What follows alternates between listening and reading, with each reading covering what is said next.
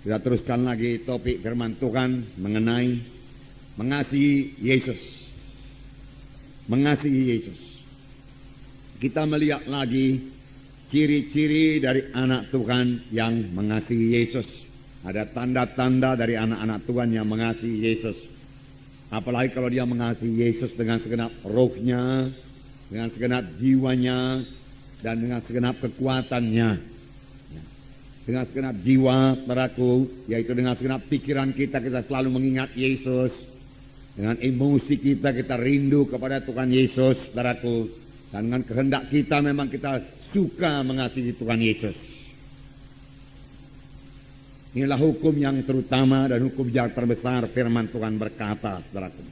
Kali ini kita lihat satu ciri lagi, saudaraku, yaitu jika kita mengasihi Tuhan Yesus, kita suka berkorban buat dia. Tidak ada yang berat untuk dikorbankan buat Tuhan Yesus, saudaraku. Sebenarnya, saudaraku, korban kita itu dibanding dengan kasih Tuhan tidak akan pernah sebanding. Tuhan telah memberikan kasih-Nya yang luar biasa kepada kita. Bahkan pada waktu kita masih dalam dosa. Buku 1 Yohanes 4 ayat 19 berkata, kita mengasihi karena Allah lebih dahulu mengasihi kita. Kita patut mengasihi Tuhan karena Tuhan telah lebih dahulu mengasihi saudara, mengasihi saya. Dia mengasihi kita, saudaraku, dengan menggantikan kita dihukum supaya kita jangan dihukum. Dia dijadikan dosa supaya kita jadi kebenaran. Dialah substitusi kita, ganti kita. Itulah sebabnya kita diselamatkan oleh Tuhan Yesus. Dan sesudah selamat, Tuhan mengangkat semua kutuk dosa daripada kita dan memberikan kepada kita berkat Abraham. Sehingga kita berada bagaimana kita ada sekarang. Saudaraku, kita patut mengasihi Tuhan kalau kita ingat dari mana kita dahulu diangkat oleh Tuhan. Dari kematian rohani. Firman Tuhan berkata, dahulu kamu mati oleh sebab segala kesalahan dan dosamu. Kita berjalan dalam kegelapan, tidak ada iman, tidak ada pengharapan, tidak ada hidup. Inilah yang paling parah, tidak ada hidup yang kekal. Tetapi Tuhan telah memberikan kepada kita hidup yang kekal dengan korban yang sangat besar, yaitu Allah memberikan anaknya sendiri, saudaraku. Karena Yesus, saudaraku, dosa kita diampuni, saudaraku, dan Tuhan memberikan kepada kita Roh Kudus yang memimpin kita pada segala kebenaran, pada segala kebenaran. Sesudah itu Roh Kudus, saudaraku, terus memimpinkan kita hari lepas hari. Firman Tuhan berkata Roh Kudus memimpin kita pada segala kebenaran. Firman Tuhan berkata bahwasanya setelah kita dibentuk terus hari lepas hari menjadi bertambah, hari bertambah seperti Yesus. Kita harus berubah kalau kita mau mengikut Yesus. Kita harus berubah dalam pemikiran kita kalau kita mau mengikut Yesus dan sampai kepada panggilan Tuhan Yesus. Kita harus berubah dalam karakter kita, tingkah laku kita kalau kita mau, saudaraku, memuridkan orang lain, saudaraku. Karena memberi teladan adalah yang paling perlu dalam memuridkan orang lain. Kita tidak bisa memuridkan orang lain dengan mengajar saja, tidak. Orang lain melihat hidup kita yang berubah, pemikiran kita yang berubah. Orang lain harus melihat hidup kita yang suci, saudaraku. Dan ini terjadi kepada kita pada waktu Roh Kudus menyadarkan kita ini orang berdoa, kita ini memiliki lagi karakter-karakter yang diubahkan dan kita mau diubahkan dengan bertobat, Jadi bertobat ini, saudaraku, bukan yang pada waktu kita menerima Yesus saja. Bertobat, saudaraku, kita laksanakan sepanjang kita di dunia ini. Saudara, pada hari Minggu kita dengarkan satu gaya hidup yang baru, yaitu gaya hidup yang bersekutu dengan Tuhan Yesus. Gaya hidup, saudaraku, yang berkata-kata dengan Tuhan Yesus, saudaraku, selalu. Gaya hidup berdoa, gaya hidup yang mengingat Yesus, saudaraku. Saudara, satu lagi, saudaraku, saya tambahkan kepada saudara, gaya hidup bertobat. Apa, saudaraku? Gaya hidup bertobat.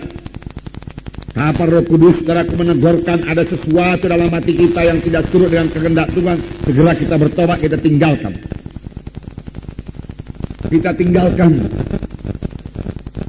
Bertobat bukan sekedar menyesal saja, menangis, saudaraku, tetapi tidak mau berubah. Bukan, saudaraku. Banyak, saudaraku, penjahat-penjahat, saudaraku, pencuri, perampok yang ditangkap oleh polisi, kemudian dimasukkan dalam penjara, dia menangis. Dia menyesal, bahkan dia menyesal. Tetapi dia sama sekali tidak mau meninggalkan, saudaraku, kejahatannya itu. Sesudah keluar dari penjara, dia kembali. Kalau ada kesempatan, dia kembali berbuat kejahatan. Saudaraku, yang diminta Tuhan daripada kita berubah. Berubah, itulah bertobat. Supaya kita, saudaraku, bisa dibentuk menjadi sama seperti Yesus. Tanpa kita mau berubah, saudaraku, tanpa kita mau bertobat sungguh-sungguh, saudara, dan tidak akan sampai kepada maksud Tuhan. Dan kita tidak bisa memuridkan, saudaraku. Karena memuridkan, saudaraku, perlu teladan. Karena saudara tentunya di kelompok sel itu memuridkan, saudara. Memuridkan itu saudara tidak cukup dengan mengajar saja. Tapi orang harus dapat membaca hidup saudara. Transparan.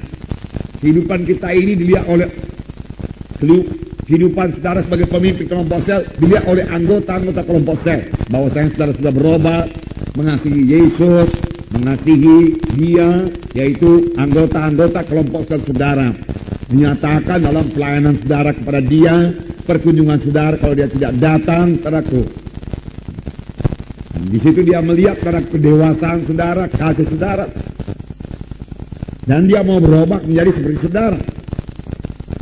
Dan kelak kalau dia sudah berubah, dia akan memberikan orang lain lagi. Demikian pemberitaan berjalan terus. Dari satu generasi rohani kepada generasi yang lain, saudara. Nah, jadi gaya hidup bertobat. Gaya hidup bertobat.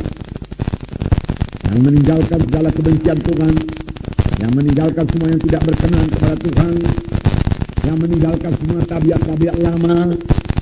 Yang tegurkan Tuhan kepada kita tinggalkan. Kita mau karena hati mengaku kekurangan kita, saudaraku. Kalau kita masih merasa diri kita benar, saudaraku, kita belum bisa bertobat. Kalau kita merasa diri kita lebih baik daripada yang lain, kita tidak bisa bertobat. Bertobatlah kamu sebab kerajaan surga sudah dekat. Di manakah Yohanes mengajar? Padang belantara, saudara baca. Dan orang-orang datang padang belantara untuk mengaku dosa dan bertobat dan dibaptis sungai Jordan. Saudara, dan ketika orang Farisi dan Saduki datang kepadanya, saudaraku, Yohanes Pembaptis berkata, keluarkanlah buah-buah yang berpadan dengan pertobatan. Karena orang Farisi ini orang yang sangat beragama. Dia mengatakan dirinya itu mematuhi hukum Taurat. Tetapi buahnya tidak ada. Buah pertobatan tidak kelihatan. Namanya saja, saudaraku, beragama. Saudara, agama Kristen tidak menyelamatkan, saudaraku. Gereja, saudaraku, tidak menyelamatkan. Yang menyelamatkan yaitu Tuhan Yesus. Amin, saudara. Siapa yang memiliki Yesus, saudaraku, percaya kepada Tuhan Yesus, dia akan diselamatkan. Dia beroleh hidup yang kekal.